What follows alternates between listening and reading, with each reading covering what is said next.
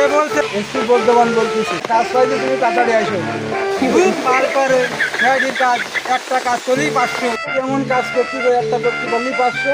এই করাবেন নাকি? 8 টাকার বলা লাগবে না, কাজের পরে আমি তোমার সাথে করতে পারি। ये सब क्या देखना पड़ रहा है। अच्छा है मैं अंधा हूँ। হ্যালো দয়া, হ্যালো, কে বলছেন? এসপি বর্ধমান বলতেছি। একটা কাজ পাইলে তুমি তাড়াতাড়ি আসো। আচ্ছা, ঠিক আছে।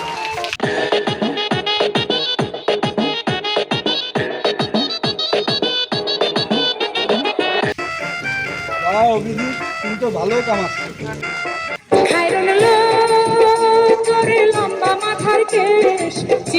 বাহ দয়া, তোমার তো দেখার দেখে মনে হচ্ছে তুমি তো বিয়ে করবে। 48 সালে কাজ সাইডে যাই। স্যার, তাহলে একটা প্রাইভেট ভাড়া করুন। আর বুকা সুদা, কাজ ধরে দিই 1250 টাকা। তাহলে কিসে করে যাবেন? তো দাঁড়াও, আমি গাড়ির ব্যবস্থা করছি।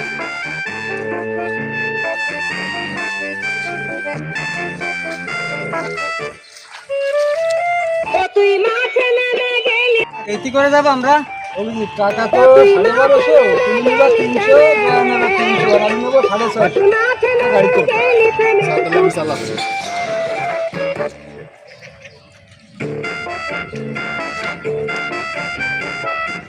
ये भगवान क्या जुलूम है। আরে এসছে, আমি না বুঝলাম। চলবে তাহলে তাহলে 50 টাকা বেশি দেবো। স্যার, তাহলে কালকে সকালে আমার কিস্তি আছে, আমি শুনছি।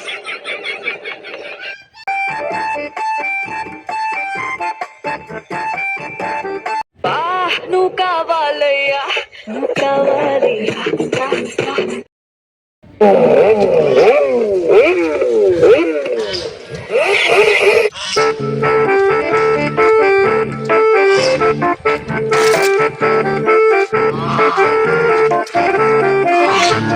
এই সর সর, কোনটা বুকাস দা? সরসা বুকা সুদা, আমি শেয়ার দিই।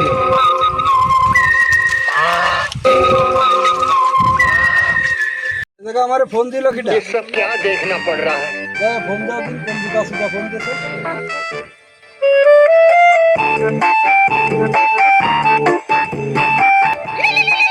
उठाइए ना, उठाइए ना। আর আমি ফোন দিছিলাম সকালবেলা, দেখে দিয়ে যেটা পড়ে দিয়েছিলাম। দয়া অভিজিৎ, দেখো দিন এখানে কোনো কুলু পাওয়া যায় কিনা, ভালো করে দেখবা।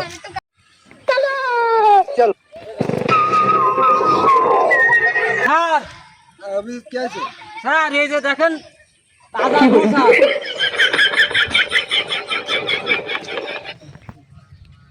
এর মানে কি বুঝতে পারিস অভিজিৎ? না স্যার, এর নিশ্চয় রাত্রি আগ দিয়ে আইলো। দেখো আর কোনো কুলু পাওয়া যায় কিনা।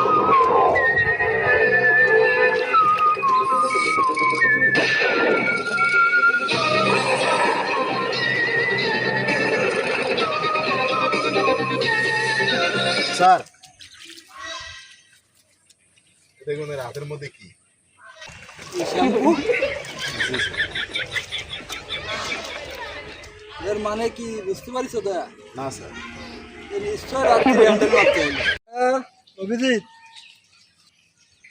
স্যার, লাস্টটা বিরতি নেওয়ার ব্যবস্থা করো।